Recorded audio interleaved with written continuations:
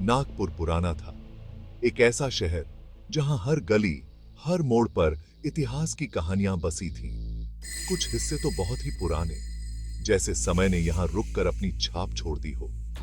वहां के घर फुसफुसाते थे, यही वो घर था, अंधेरा, शांत, अकेला, एक ऐसा घर जो अपने आप में एक रहस्य था। लोग कहते थे ये भूतिया है। यहां अजीब अजीब आवाजें आती थीं, जैसे कोई कुछ कहना चाहता हो, कोई पास नहीं जाता था। डर के मारे लोग उस रास्ते से भी कतराते थे। एक खिड़की कभी कभी चमकती थी, जैसे कोई अंदर से झांक रहा हो।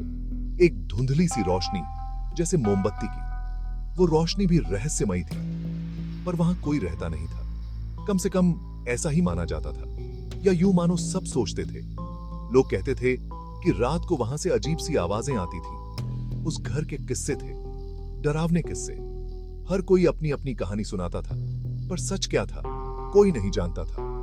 और अगर आपको ऐसी और कहानियां पसंद हैं, तो हमारे चैनल शॉर्ट टेल्स को सब्सक्राइब करें। चलो उस घर में चलते हैं। बिल्कुल नहीं, वो भूतिया है। डर लग रहा है क्या? ठीक है, पर अगर भूत दिखाना तो तुम्हारी खैर नहीं। ये तो मजा आने वाला है। घर पास से और भी डरावना था। हवा भारी, ठंडी लग रही थी।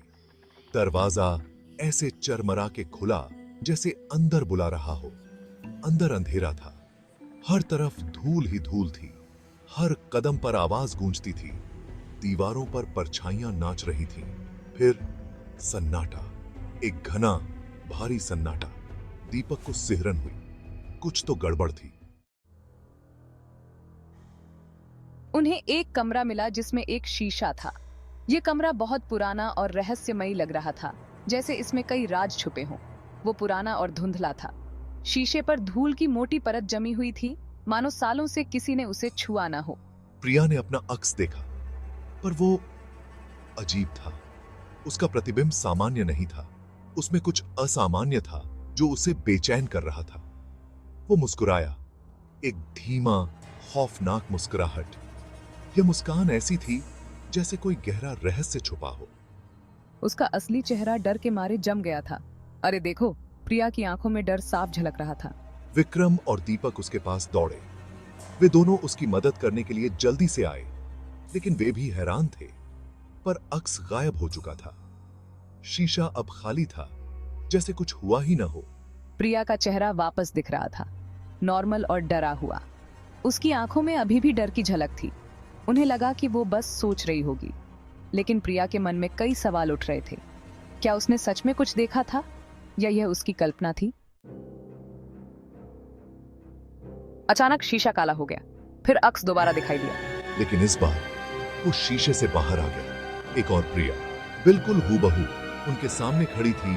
उसकी मुस्कुराहट ठंडी और खतरनाक। दोस्तों की चीख निकल गई। शीशे वाली प्रिया हंसी, एक खौफनाक, खोखली हंसी। ये घर अब मेरा है और तुम यहां से कभी नहीं जाओगे। वे घबरा गए, भागने के लिए मुड़े, लेकिन उनके कदम भारी हो गए थे। हर तरफ अंधेरा था और हर कोने से अजीब आवाजें आ रही थीं।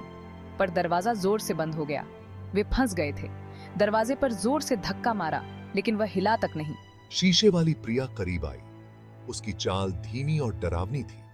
उसकी परछाई दीवारों पर नाच रही थी। उसकी आंखें एक अजीब रोशनी से चमक रही थी।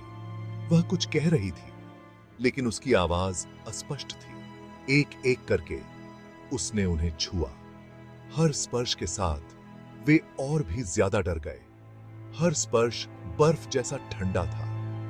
उनकी सांसें ठंडी हवा में बदल गईं और कमरे का तापमान गिरता गया।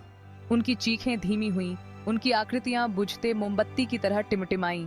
डर ने उन्हें जकड़ लिया था। शीशा तेज चमका, फिर खाली हो गया।